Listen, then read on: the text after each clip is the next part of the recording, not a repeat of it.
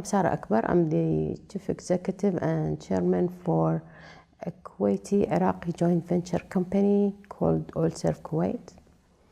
It's a fairly recent venture. However, I've been working in Iraq for a long time as the Chief Executive of Kuwait Energy.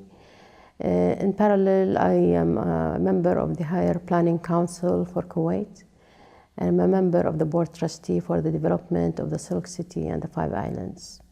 So a variety of jobs, some governmental, some private. So today I was bringing to the attention of the group the concepts of a project that we are developing in Kuwait that has to do a great extent with Iraq. And it's a relationship building project to bring a model, a new model to the region where people work together. They work together in business, in education, entertainment, in life, in living. And this new model is actually a vision that was put together by the Emir of Kuwait and his son, Sheikh Nasser. And it includes a whole territory. It's a territory that we are developing as international zone with its own laws and regulations. It has the Five Islands plus a strip that goes all the way from Iraq all the way to Sabia. It's about 1.8 million square kilometer, and it's 1.8 million square kilometer, and it will have many projects. There is a port, airport, railway, there is cities built, villages, educational facilities, universities, boarding schools, medical cities. So it's a whole big development. But the whole objective here is to be able to attract two things: investment by international firms, by the private sector from the region, and attracting talent from the region. And when I'm saying talent here, I mean the youth from Iraq, from Iran, from Saudi, from the whole region, from international as well. And to give them opportunity to work and live together and harness the history, because we have a huge, long history in this region of cooperation, of work, and shared history, which we'd like to bring up. So as a model for this history, for example, one of the concepts in the islands, you will have two villages, one on the same models of Babylon, the other one on the same models of Persepolis, just to demonstrate that this history we should always keep alive and utilize as the mechanism where we develop the future based on a structure which is a little bit alien to the region, which is called win-win. And what I'm saying is not the culture in the region, because in the region it's always if you win, somebody lost. And on that basis, people think, and we need a dramatic change in the way we do business and to think in order to embed the win-win concept into everything that we do and build a different future than the current situation that we have of conflict, of separation, of huge issues between all these countries. So it's a model that we are trying to build for the region, utilizing this territory as a gateway to the Northern Gulf and as a new model for cooperation that definitely we would like to work. We do not wish this current situation of conflict separation to continue. It's not in the best interest of the region. It's costing us too much. So we really need to remove these issues and bring up the best in every facet: social, cultural, economic, political, and so on.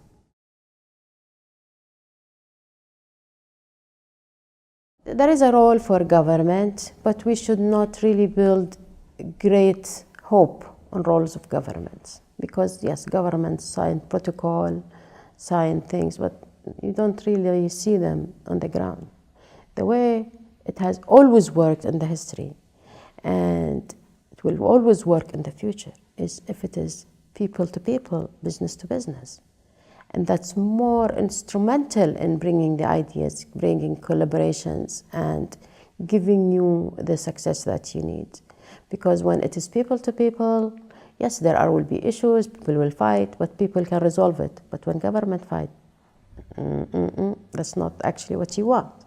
So yes, this whole model is based on people-to-people collaboration, people-to-people education, people-to-people business, and we believe through that interaction, through the people's interaction, continuous interaction, is that you can materially change the culture, materially change concepts, materially create these social networks and business networks. And the reality is, when you talk to individual Iraqis, they're all excited about doing work with Kuwait, or to visit Kuwait, or to socialize with Kuwaitis.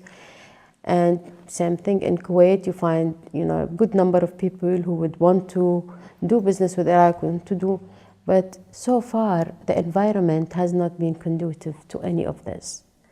There has been zillions of meetings between the Iraqi and Kuwaiti officials, but never transpired into anything that provides for the environment and for the opportunity for people to do things together.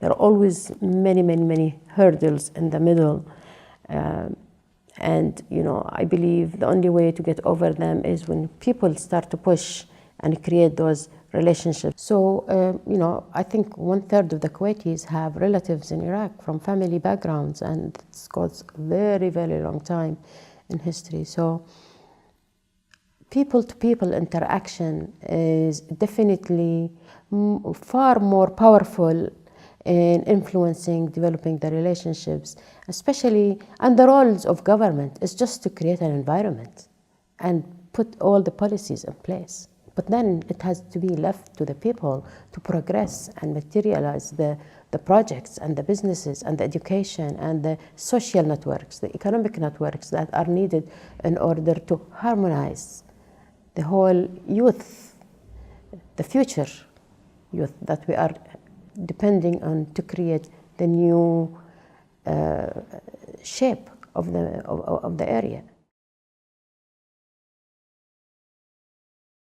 OILSERV is a company that established in Iraq by an Iraqi, and now it's a regional company, a very successful regional company.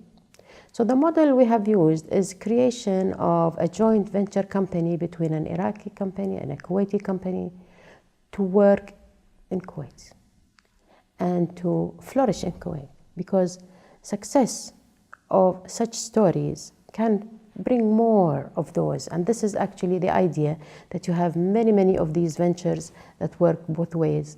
And like I said, these are the building blocks for a successful story. It is not only signing these high-level protocols between governments.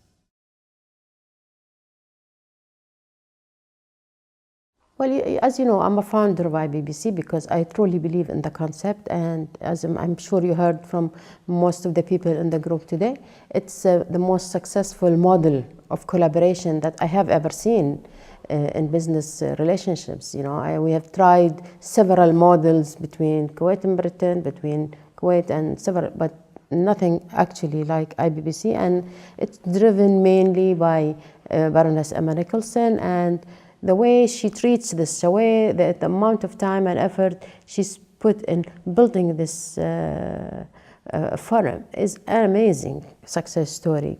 And IBBC, the ideas that come through IBBC, trying to strengthen the businesses and to bring the collaboration, is phenomenal. And what I am banking on now is this trio relationship between Kuwait and Iraq, and having Britain in the middle as well, because that would be a true recipe for great success.